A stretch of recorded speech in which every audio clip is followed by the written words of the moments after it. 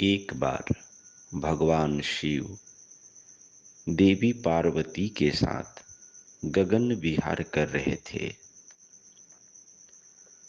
देवी पार्वती गगन विहार करते हुए मार्ग में एक भिखारी को जाते हुए देखा। उसे देखकर उन्हें दया आ गई और भगवान शिव से प्रार्थना करती है कि प्रभु, आप तो देखते हैं कि केवल अमीरों को ही अमीर बनाते हैं, गरीबों पर आपकी दया दृष्टि नहीं रहती है।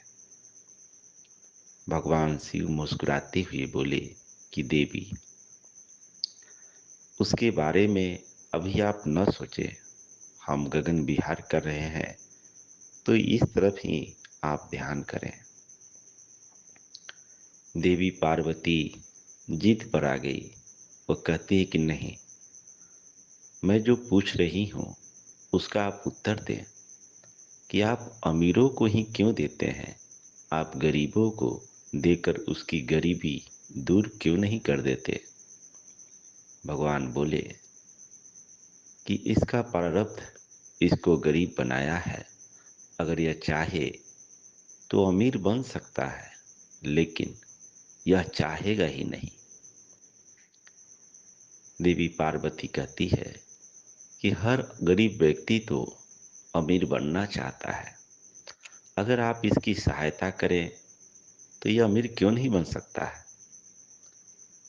भगवान शिव पुनः बोले कि अभी इसका प्रारब्ध इसके आरे आ जाएगा। अगर मैं इस कुछ दूँ भी, मैं इसकी सहायता भी करूं तो वह उसे स्वीकार नहीं करेगा। देवी पार्वती कहती हैं कि ऐसे कैसे संभव हो सकता है कि आप इसकी सहायता करें, आप इसको धन दें और स्वीकार न करें। भगवान शिव कहते हैं कि अगर आपको विश्वास न हो तो चलो हम इसका परीक्षा कर लेते हैं। वह भिखारी जिस मार्ग से जा रहा था, भगवान शिव कुछ दूर आगे एक रत्न और आभूषण से भरे हुए सोने का कलश गिरा दिया। भगवान शिव देवी पार्वती को कहते हैं कि देखो, वह सोने के कलश को ले नहीं पाएगा।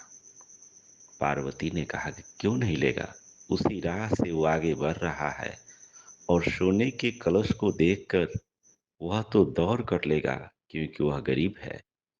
भगवान शिव कहते हैं कि चलो देखकर संतोष करना। अब वह भिखारी आगे बढ़ रहा था। देखा चारों तरफ सुनसान स्थान है। उस भिखारी के मन में यह विचार जगने लगा कि मैं तो भीख मांगकर अपना जीवन यापन करता हूँ। जरा यह सुनसान जगह है, मैं यह प्रयास करूं कि अंधे कैसे चलते हैं। अगर मैं अंधे होने का ढोंग कर लूं तो लोग मुझे ज्यादा भिक्षा देंगे। इसलिए अंधे बनने का ढोंग करना जरूरी है। तो अंधे कैसे चलते हैं उसका हमको अभ्यास करना होगा। उसने अपनी एक अंगोछी, फटी पुरानी अंगोछी निकाला और आंख पर पट्टी बांध लिया। अब वह अंधा बनकर जीवन जीने का अभ्यास करने लगा। वह पट्टी बांधकर आगे बढ़ने लगा। देवी पार्वती इस बात को देखकर आश्चर्य से भर गई कि ये क्या कर रहा है। भगवान शिव तो आगे मार्ग में सोने का कलश गिराए हैं, यह लेगा या नहीं। धीरे धीरे वह आगे बढ़ रहा था। उस सोने के कलश के करीब पहुंचा। उसने उस सोने के कलश को ठोकर मारा और आगे बढ़ गया। देवी पार्वती बोली कि भगवान, एक बार और आप सोने का कलश इसके मार्ग में आगे गिरा दें। शायद अब वो आंखें खोल ले, क्योंकि वह तो अंधा कैसे चलता है, उसका अभ्यास कर रहा है, उसमें उसका कोई दोष नहीं। भगवान शिव ने कहा कि ठीक है, एक सोने का कलश रत्न आभूषण भरा हुआ उसके मार्ग में और गिरा दिए, लेकिन वह भिखारी उस कलश को भी ठोकर मारकर आगे बढ़ गया। फिर देवी पार्वती रिक्वेस्ट प्रार्थना करती हैं कि भगवान एक बार और। इस तरह से बार-बार वह प्रार्थना करती हैं और बार-बार भगवान शिव उसके मार्ग में आगे सोने का कलश गिरा देते हैं और वह भिखारी अंधा बनकर उस कलश को ठोकर मारकर आगे बढ़ जाता है। इस तरह से 7 बार भगवान शिव ने प्रयास किया कि वह भिखारी सोने के कलश को पाकर अपने दरिद्रता को दूर कर एक धनवान व्यक्ति बन जाए, लेकिन वे असफल रहे। उन सातों बार घड़े को ठोकर मारकर वो आगे बढ़ते रहा। आगे चलकर भगवान शिव कलश गिराना बंद कर दिए और वह आगे बढ़ते हुए कुछ दूर आगे बढ़ा। अब उसके मार्ग में कोई ठोकर नहीं मिला। कुछ दूर आगे बढ़ने के बाद वह भिखारी अपने आँखों से पट्टी को खोल दिया और सोचने लगा और संतुष्ट हुआ कि शायद भिखारी अंधे व्यक्ति इसी तरह ठोकर पहले खाते हैं और बाद में उन्हें चलना आ जाता है, क्योंकि पहले तो हमें ठोकर मिला, लेकिन अब कोई ठोकर नहीं मिल रहा है। भगवान शिव कहे कि देखो, इसका प्रारब्ध इसे धन लेने से रोक दिया और आप जो हमेशा शिकायत करती हो कि आप तो भरे हुए को ही भरते हैं, धनवान को ही धन देते हैं।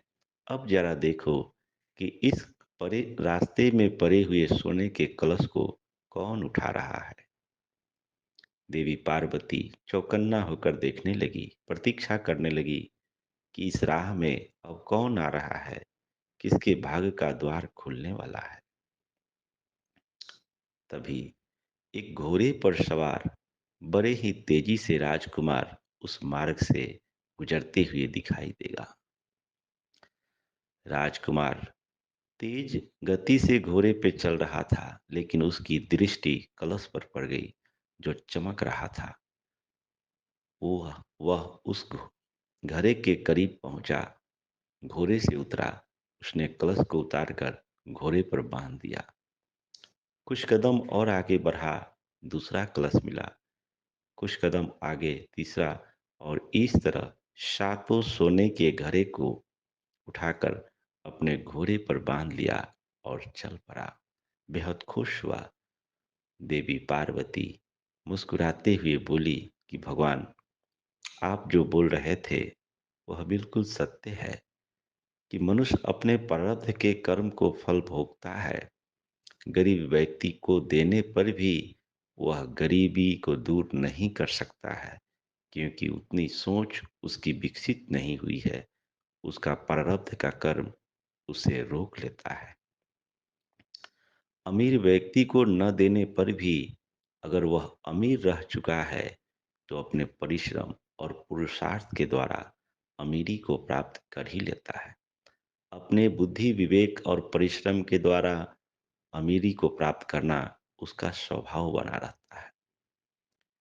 मित्रों, यह कहानी मेरी माँ मुझे बचपन में सुनाई थी। उस समय ऐसा लगता था कि यह कहानी ही है, इसमें सच्चाई क्या होगी? लेकिन आज हम अपने जीवन में इस कहानी को सार्थक होते हुए देखते हैं। हमने स्वयं कई लोगों को जो गरीब हैं, उनकी गरीबी को दूर करने के लिए प्रयास किया, लेकिन जब उनके जीवन में अच्छा अच्छा समय आने वाला था, जिससे सुख और समृद्धि की प्राप्ति हो, तो ऐसे कई लोग उसे ठोकर मारकर आगे बढ़ गए। और जिनके प्रति हमने ज़्यादा प्रयास भी नहीं किया, एक इशारा ही किया और वे लोग उसको स्वीकार कर आगे बढ़ गए। तो इस बात में बेहद सच्चाई है कि मनुष्य के जीवन में प्रारब्ध का कर्म जुड़ जाता है। सामान्य व्यक्ति अपने सोच को विकसित कर ही नहीं पाता है, जिसके कारण वह अपने भविष्य को सुनहरा नहीं बना सकता है।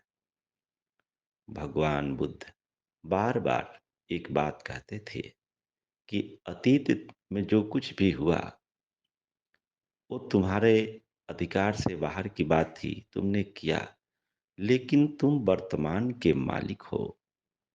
अगर कोई व्यक्ति वर्तमान में सजग और सचेत हो जाए तो इस संसार में उसके लिए कुछ भी दुर्लभ नहीं है। आप कितना भी गरीब परिवार से आ रहे हो, आपका गरीब परिवार में जन्म हुआ है, स्थिति चाहे कितनी भी खराब रही हो, लेकिन अगर वर्तमान में कोई भी व्यक्ति यह ठान ले कि मुझे इस गरीबी के जंजीर को दूर करना है, पर अपने परिश्रम और पुरुषार्थ से हमें अमीर बनना है, हमें सफल बनना है, तो मित्रों, इस बात में बेहद सच्चाई है कि दुनिया की कोई शक्ति आपको अमीर बनने से, सफल बनने से रोक नहीं सकती है, क्योंकि यह घटना हमारे साथ भी घट रहा है। हमने अपने जीवन में अपने परिश्रम और अपने पुरुषार्थ के द्वारा हर चीज प्राप्त किया, और हम ही नहीं, संसार में बहुत से ऐसे मनुष्य हैं जो गरीबी के जंजीर को तोड़कर धनवान बने और सफल बने, महान से महान पद को प्राप्त किए। मनुष्य के भीतर एक ऐसी अद्भुत शक्ति छुपी हुई है जो उस शक्ति का सदुपयोग कर इस संसार में कुछ भी पा सकता है। उसके लिए उसे ही परिश्रम और पुरुषार्थ करना होगा। जब कोई व्यक्ति किसी कार्य के लिए दृढ़ संकल्पी हो जाता है, तो प्रकृति की दृश्य अदृश्य सारी शक्ति उसकी सहायता करने लगती है।